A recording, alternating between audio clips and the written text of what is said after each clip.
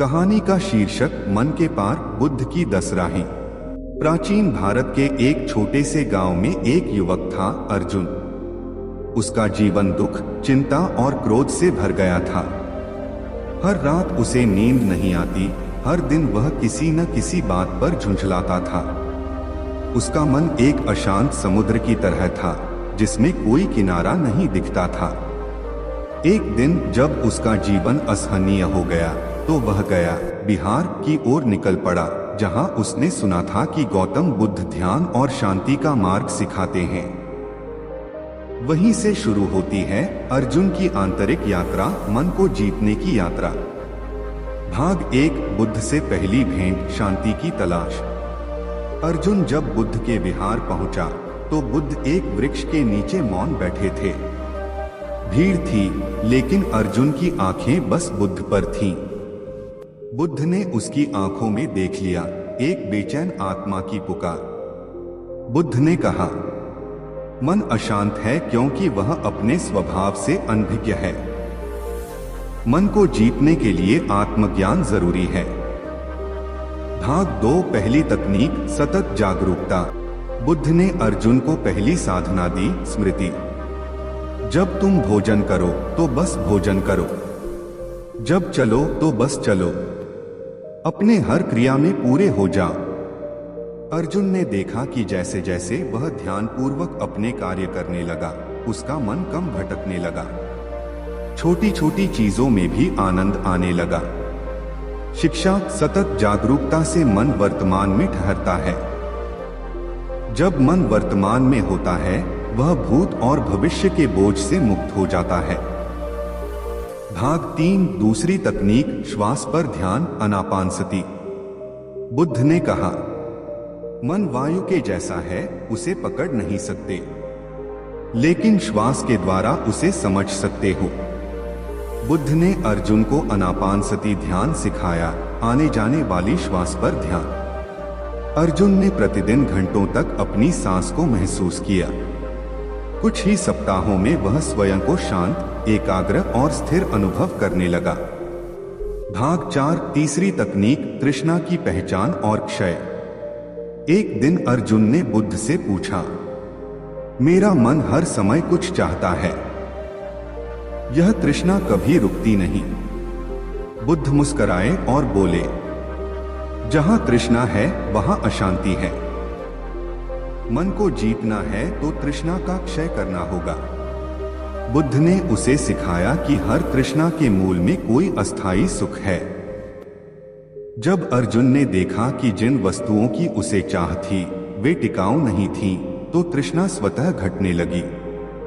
भाग 5, चौथी तकनीक, करुणा और मैत्री। बुद्ध ने अगली विधि दी, मैत्री भावना का ध्यान।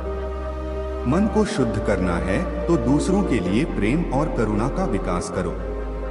अर्जुन प्रतिदिन ध्यान में बैठकर पहले स्वयं के लिए प्रेम, फिर अपने मित्र, फिर शत्रु और अंततः सारे संसार के लिए शुभकामनाएं भेजता। धीरे धीरे उसका मन दया से भर गया। उसके क्रोध और द्वेष स्वाभाविक रूप से मिटने लगे। भाग 6, पांचवी तकनीक, मौन का अभ्यास। बुद्ध ने कहा, वाणी भी मन की तरह चंचल होती है। मौन से मन की गहराइयों में प्रवेश होता है। अर्जुन ने एक सप्ताह का मौन व्रत लिया। उस मौन में उसने देखा कि शब्दों के बिना भी विचार आते हैं और उन्हें भी देखना जरूरी है। मौन ने उसे स्वयं से साक्षात्कार कराया। भाग 7, छठी तकनीक, क्षणभंगुरता का बोध। अर्जुन का एक मित्र मर गया और वह शोक में डूब गया। वह बुद्ध के पास रोते हुए गया। बुद्ध बोले, जो उत्पन्न हुआ है वह नष्ट होगा ही, यही संसार का नियम है। उन्होंने अर्जुन को अनित्य का ध्यान करने को कहा। हर वस्तु, भाव, संबंध, विचार सब अस्थायी हैं। इस बोध से अर्जुन का मन दुहक से मुक्त हुआ। उसे समझ में आया कि पकड़ने से ही पीड़ा होती है। भाग 8, सातवीं तकनीक, सत्व गुणों का विकास।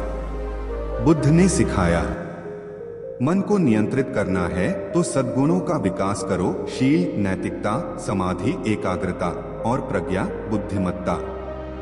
बुद्ध ने अर्जुन को पंचशील दिए।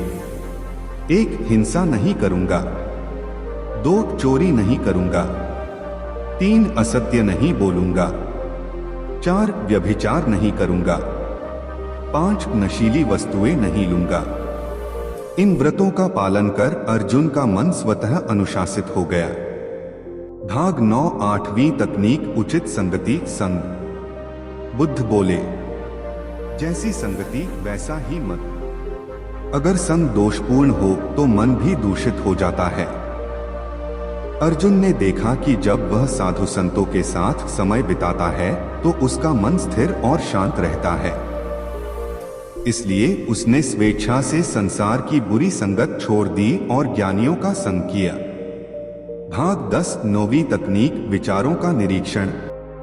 बुद्ध ने उसे ध्यान में बैठने को कहा और बोले, विचारों को मत दबाओ, उन्हें देखो, समझो, फिर वे स्वयं शांत हो जाएंगे। अर्जुन ने विचारों का निरीक्षण किया। जैसे ही कोई विचार आता वह उसे देखता, पहचानता और फिर जाने देता। धीरे धीरे विचारों की गति मंद हुई, अंततः मन शांत हो गया। भाग 11 10वीं तकनीक, शून्यता का अनुभव। बुद्ध ने अंतिम तकनीक दी, शून्यता।